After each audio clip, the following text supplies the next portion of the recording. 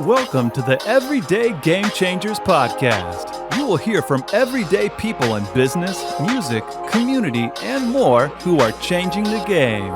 And now your host, marketing expert, and personal branding specialist, Barion McQueen.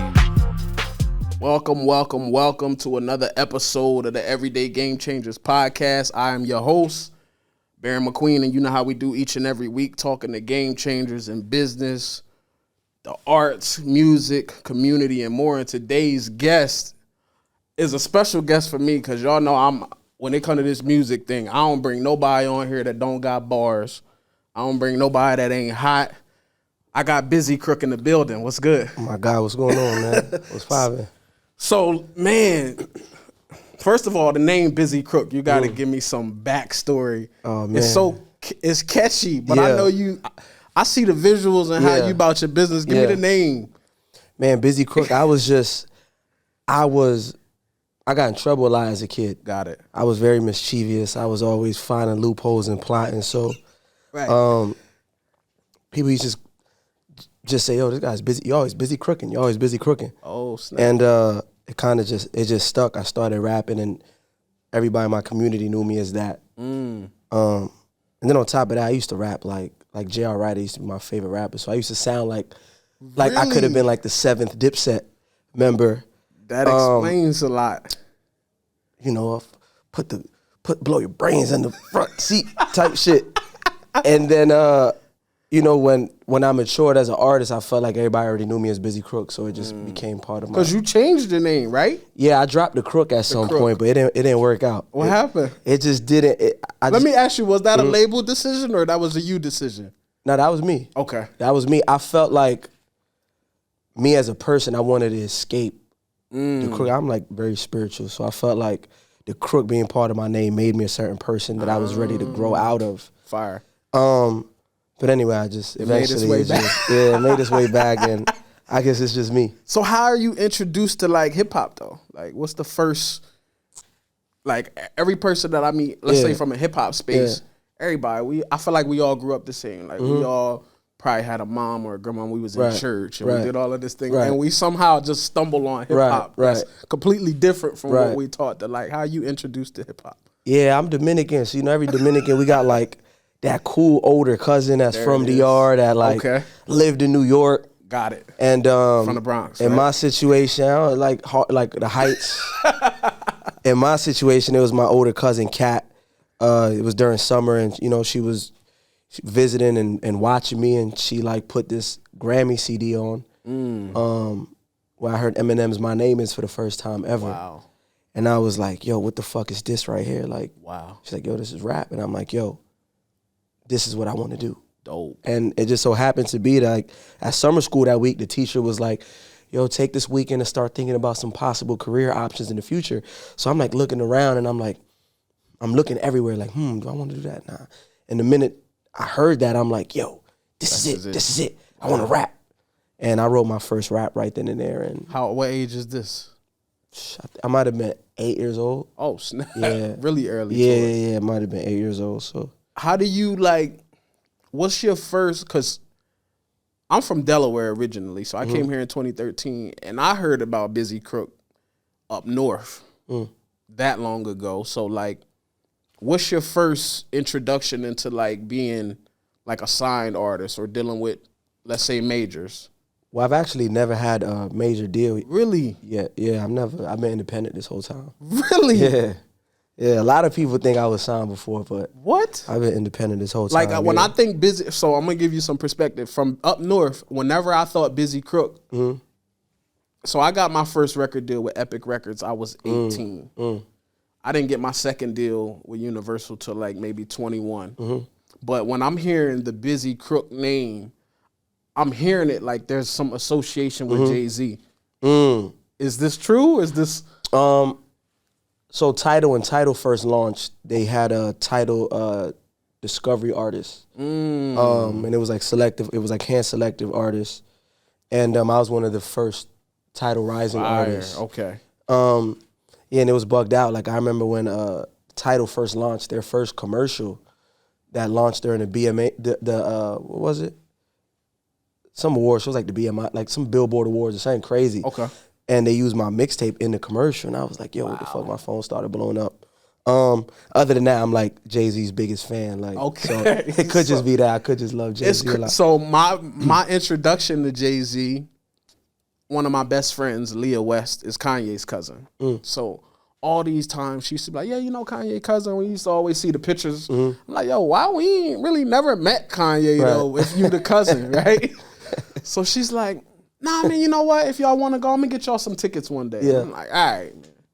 She calls us. She's like, yo, we in Delaware. So she's like, yo, y'all want to drive to Jersey? They doing a Watch the Throne tour. And I'm like, oh, I'm there. Been there. So I'm excited to meet Ye for the first time, but I'm a Jay-Z is my guy. So it's like, I'm backstage and I'm like, yeah, what's up, Ye? What's up, yeah? And then Jay come out. He just chopped it up so normal. And I'm like, oh, this is crazy. Like, all my homies is like, well, why he only talk to you? And I'm like, because y'all ain't had no chain on. I keep telling y'all the power of the chain. Right. It's like I tell people jewelry is a marketing tool that I used to use in music, right? So it differentiated me from every other person that did music. What's your one thing that you into? What's Bizzy Crook's vice? You into clothes, cars? I'm into watches. Watches. Watches is like why my watches? thing. I just love watches. Everything about it, the complications, how they're made, their history, at times, investments. I made a lot of money off watches, so it was like you get to wear it and possibly make some money also. Appreciates. Yeah, for sure. See, this word is, where's my camera? This is what I need y'all artists to understand. Bizzy just told me he ain't even never been signed to a major. So how have you been navigating I've been the music? Like clearly you do other stuff outside of music, smart investments or something. Yeah. What you do? I got a trucking company. Fire. I'm heavy in the real estate. Okay. I own a medical supply company. I just be trying to like when COVID came out, it was like, all right, boom, like there's these masks. Everybody's wearing these masks. So I'm like, all right, how could I supply these masks to somebody? And we landed a contract with the Baltimore Police Department supplying them masks like when COVID first started. It was like a 3-month contract. So I feel like like I said earlier, like Bizzy Crook, always looking, like my brain's always working. You feel me? Like as I'm walking in this building, I'm already looking at like how I could like potentially make money with the business owners. The hustler's paradise, Angel calls Hustler's paradise, absolutely. He like, yo, if you can get in this building, right, you never have to find a client outside of this building. Right. Because everybody in here is like entrepreneurs, do online shopping. Because this used to be the wholesale Miami Mart. So people that I've been here before. Actually. Yeah. So you used to have a membership to come here and shop. Now it's like open to the public. So we call us the hustlers, paradise that come here. So how important was that? Like, because clearly, with you doing other things outside of music, how are you? What's the importance of you? Because you kind of funding yourself, right? You taking money from other stuff and investing it in music. How much money would you say you've invested in your music career over time? Easy over $1 million. Over $1 million. Yeah, for sure. Independent. For sure. Because I feel like, and I probably struggled with this when I was an artist. As an artist, you just had to always be on. Like, you had to always be the artist. Like, I couldn't go to Walmart and not be in artist mode. Like, I felt like I couldn't just go with my slides and some boxes. Oh, yeah, I ain't never You know what I mean? It's like I had to always be on because somebody might see me, right? And it's like, yo, I can't be. But I feel like the artists don't understand that putting in the investment. Like, they want the record deal, right? But they haven't invested $1 in their career, but they want $1 million record deal. Yeah, I was telling somebody this the other day, like, being independent in 2023 don't always look like Russ. You understand what I'm saying? Like, that's perfect. I remember last year, one of my trucks, the driver fucked the truck up, and my partner wanted to fire him, and I was like, yo, I don't know if we could fire him because then we got to find somebody else. I'm like, yo, I'm gonna go fly out. Yo, I flew out. I'm sitting on the truck with this dude for 3 days. I'm in Amazon throwing a vest on, moving boxes. Wow. And just so I could get it back to invest in my music, Fire. And that's just what being an independent artist. It don't always look good. It come with doing the shit you don't want to do. I had this conversation. I'm like, I seen a video of Russ, and Russ is like, yeah, you could just go out to the bank and get a loan. And I'm like, Russ, let's be clear about what your credit need to look like, right? That you got to have some liquid cash in the bank to go to these banks and get a loan and be like, he's like, oh, and then you only paying $200 a month for this $500,000 loan. I'm like, Russ, you can do that because he had a level where he got some leverage to be able to go get a loan. I think all us independent artists, like we blueprint ourselves after Russ. But, Russ came in, he's still newer, but it's still, the world's changing every day. 100%. You understand what I'm saying? So, but back to what I'm saying, even if you work at motherfucking McDonald's and you want it bad enough, them few dollars, because one thing I learned about money, bro, like money is life. What do we give to get money? Our life, our blood, sweat, and tears. So when you working at McDonald's, and even if you're getting a couple bucks and you put that into your craft, the universe is like gonna pick up on that. Yeah. You understand? You don't gotta put in what I put in because everybody's circumstance is different. But at the end of the day, the measurement of that energy and that willpower and that desire is the same for everybody. That's dope. When I listen to your music, I think because I was an artist before, I think everybody feel I'm so critical when I meet with artists, right? And it's not that I'm so critical, but I feel like when I was an artist, it was like a skill set needed to even get to in the door, right? Yeah, you had to be nice. It was the first thing you had to be nice, man. Right? Somebody gonna put you on the spot. Yeah. You can't have a whack freestyle in the room. Right. Like, where is that come from for you that like, yo, I gotta be nice? Because if I listen to a Bizzy Crook and I listen to a Lil Pamper Face or whatever, it's two different type artists.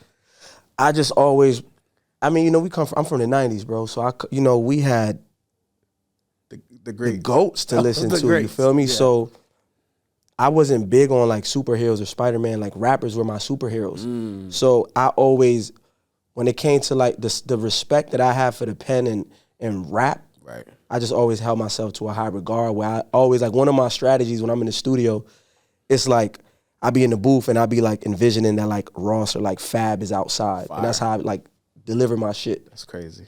So. You just segue to my question. What's the vibe like at a Bizzy Crook session? Do you come in and all the lights got to be out? Do it got to be some alcohol, some candles, some women? Like, what's the vibe if I go into a Bizzy Crook session? Just alcohol, really. Just alcohol. I don't care if the lights is on, if it's dark. Right, that's fire. Yeah. Because I listened to the latest project, right? And the title of this project. Very self-explanatory. I'm like, oh, man, that's how he come up. That's life, though, right? Absolutely. The good times is killing me. The good times are killing me. How do you balance running your businesses in the good times, taking over? What's that balance look like? One word, therapy. Ooh. Yeah, life changer. Talk about therapy. Therapy was a fucking life changer, bro. Really? Yeah, absolutely. I need to do it. Yeah,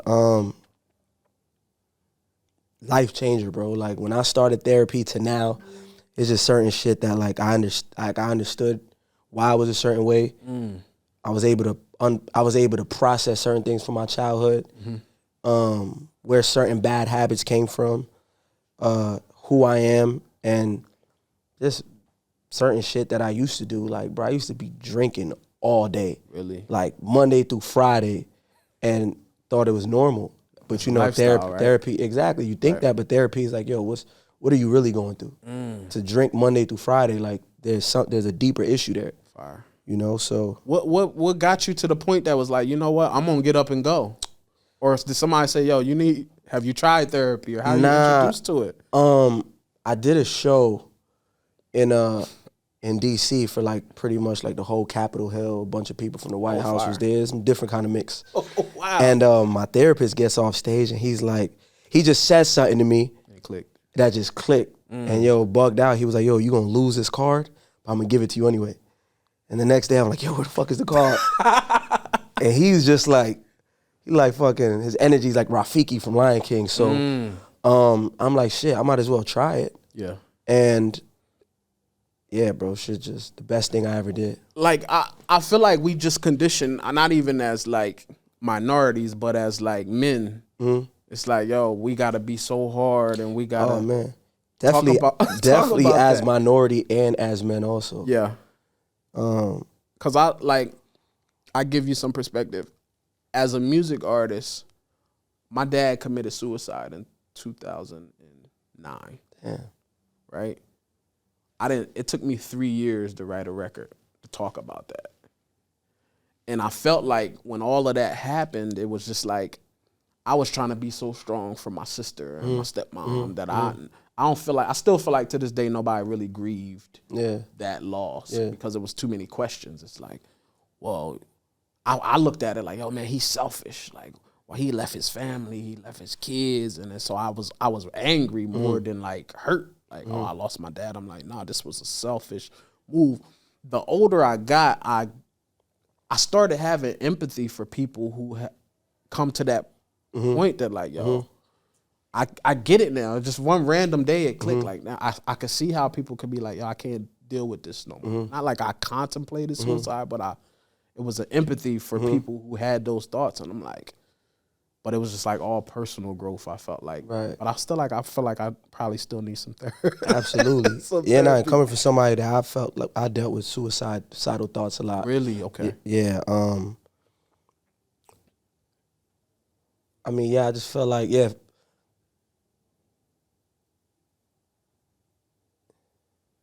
a lot. Yeah. You understand? Like, it comes to a point where it's like, it's just so much. It's just so much pain that it's just like, sometimes it just becomes like, I can't even eat, can't even sleep. It's just like, how do I just shut it off? His voices, and I get it. And it took like me having my daughter, like took me out of there.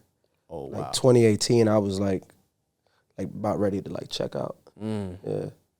So how do you balance being an artist and running your business and then being a dad? Like, how is that? Is there a balance? Like, some people told me there's no such thing as balance. I Does definitely, it exist? Nah, for sure. My daughter is like the ultimate source of my happiness. So I always like make sure like that's priority. I find time for her, because even for my sanity, like, Got it. I need it. I mean, everything kind of just goes on autopilot, Work on my businesses during the day, music, get in the gym, work on myself, family, and it's kind of just, and because I was able to cut off all the other stuff that I was doing, I don't go to the club like I used to. I go to the club maybe once a month. Right. I used to be in that bitch every single night. So you feel me? Like once you cut off those toxic traits, like it's not like it's easy to balance the things we need. You understand? That makes sense. That's fire. So from this latest project, I seen visuals. I never seen the video with French. I heard the record, man, but I didn't know y'all shot a video. And I see how was that working with French? Cause you moving like a side artist out here. You got Jim Jones features, Foreign Tech produced projects, Justice League beats. Like you're not moving like an independent, bro. I mean, that's all relationships. Fire. Jim, I knew Jim for 10 plus years. And my first manager, which was Mona Scott, she managed Jim at the time. So me and him linked. What was the question, my You bad? just name dropped that so casual. Like Mona Scott is just shout out to Mona, man. How do you get a Mona Scott to manage you, bro? For the people that don't know Mona Scott, this is like the creator of the Love and Hip Hop franchise. So like, But more than that, she was like she was an executive back, big time manager, yeah. big time manager. Her and Chris Lighty, R.I.P. Chris Lighty. Yeah. Then there was Violator management. Yeah, Violator. Buster. Everybody. 50, Nori. Everybody was a Violator. But how did she find you? It's been a journey, bro. So I used to work with these guys from Brooklyn. Brooklyn played like a big role in my journey. So East Coast, like right? a lot of my managers and business partners just happened to be from Brooklyn. Got it. So just people I was aligned with, just. And you just like, oh, I'm gonna get French on this record. And I met French through a mutual friend. I met French through a mutual friend, and shit, we just made it happen. They was doing some other business together. We tried to bust a play together, and I just all of this he's saying so humbly and so casually. This ain't normal, but this is the power of the relationships. That I do a lot of business outside of music, so I always leverage music You feel Told me? y'all. Yeah. That's how y'all gotta do it. Gotta do other stuff, man, because everybody ain't making money off music. People doing music because they love music. Like, let's be clear. Yeah. Ain't no money in this unless you in a position where you can get the right deal where you're gonna make some money. But I look at Ross' situation. Ross just became a free agent like a year and a half ago, right? He owed Def Jam a lot of albums before he can leverage, okay, this is what I want now if you want me to re-sign. Right. And I see these disgruntled artists, like, I feel like nobody's first record deal is going to be a good deal. Right. Because you're a risk to anybody that's going to put money up. Right. So it's like, but the power of these relationships is crazy. So what's busy? What's the next 2 years? Because I used to say what's the next 5 years look like, but stuff moves so fast. What's the next 2 years? The next year is just going up, man. Right. Just so everything good luck. Everything up, numbers up, merch sales up, businesses up, properties up, just up. When you, because I've heard the Good Luck brand, how has that evolved from where it started to where it is now? Like keeping, I'm sure players changed on the team. How has that growth been of us like, all right, we at a place now where we weeded all the bad seeds out. Because we know how that go, right? But you still screaming good luck. So talk to me about that process of like team building. Yeah, I mean, Good Luck I started, so Good Luck has always been a reminder to myself. You know, basically Good Luck came from just people doubting me and be like, shit, all right, good luck. Oh, busy? Yeah, all right, good luck. So I just took that and just fueled myself with it. And I was like, hey, man, good luck to y'all. Like, y'all should have kept that good luck because now this shit mine and now y'all need it. That's fire. So it's like it's what I live by. Who's somebody we should be looking for other than Bizzy from Good Luck? Right now, Bizzy is the only Good Luck artist. There you go. Yeah. That's the answer. Oh, so I seen this. I want to say this probably had to been a month ago. I seen you trending all over social media. And they like, yo, Bizzy, he got arrested for this like Bitcoin, 250 million. And I'm like, in my mind, I'm like, that's a play. Like, that's how I'm but then I'm like, was it a marketing thing? Yeah, so that came, I was actually having an argument with somebody. Because I own a marketing agency. And it all makes sense. I was talking to somebody and I was just telling them how gullible this generation is and how easy it is to go viral. And I'm like, yo, bro, I guarantee you I can make you. I'm like, yo, you want to see me go viral with $500, bro? Wow. And we made this bet and literally $500 is everywhere and everybody was calling my phone. I'm like, somebody sent it to me and I'm like, I'm looking at the dollar amount. I'm like, that's a finesse. And like, but see, if it wasn't that extreme, people would have been like, oh, damn. But they probably wouldn't share it. But it's the extreme that created the conversation. I was like, this is and crazy. Don't get it twisted. A lot of labels is using that for their artists. A lot of cap shit going on. I'm going to give y'all the game. Yeah. I had a conversation at Def Jam. This was at the end of August. They not looking for talented artists anymore. They looking for artists with a fan base. So the year of the OnlyFans girl becoming an artist, a rapper, it's here. For sure. If you look at every model that's on social media, DJs, y'all in trouble. Because the beautiful women that's models is getting Serato. Right. And they getting booked and they bringing all the other girls out. Yeah. And the guys want to see it, y'all in trouble. But the artists, they want a fan base. Like, it's all these algorithms and these numbers. And I'm like, yo, it's the talent thing is off the table. It's clipped. Yeah. So it's like, you don't have to have the skill set. You need an audience already before the labels even is calling. What's some advice could you give to somebody that's like you doing independent at another level, but some advice about getting in this music business you gotta invest in yourself. Even if, because the problem is most artists, like, they want to go from 0 to 100, right? Yes. And that discourages you when it's like, man, but I don't got $1 million in marketing to be number one. Right. So that discourages. And it's just like, yo, invest what you can. You got to believe in the universe. Like, at the end of the day, fuck these labels, fuck these gatekeepers. The universe is more powerful than all that. You understand what I'm saying? So invest in yourself, go hard, tune out the noise, forget how many streams this got, how many likes, just focus on your shit. Right. And I think the universe will reward everybody equally. I mean, it don't. So what's next, man? We got this album out. This drop top of 2022. Yeah. This gonna play for a little bit, but what's now next? I'm dropping a single. I got a single coming out February 3rd called Not Done. Okay. Got another single dropping February 23rd called Worth 2, and man, we just coming out the gate swinging. What's your because you have a marketing agency, what's your process with like how you pick your records though? You got like a team of like, yo, these is the records, what we think gonna be the single. How you I ask people for their opinion, but I really already got my mind made up. I'm one of them dudes that's like, yo, should I wear this? And they're like, nah, wear that. And I'm like, I'm gonna wear this. You go with the opposite. Okay. I got it. That's dope though. So it really just depends. It really depends. Am I dropping something for the algorithm? Am I dropping something because I love this record and want to put it out? It's different every time. Are you getting more into because I ain't even talk about your production credits. Oh, yeah. You Gary produce more? Absolutely. Or that was just... Nah, it's coming. Talk about that. Was that a layup or that was just like, yo, that's my folks and we made this... We talking about Drake for y'all that don't know. Bizzy got Drake credits. Definitely a layup. Shit. Definitely a layup. Shout out my man, my brother, Leon Thomas. Fire. I met Leon Thomas in L.A. back in like 2016. And, that's one of my best friends. And he was always like, yo, man, I'm going to get you your first plaque. Wow.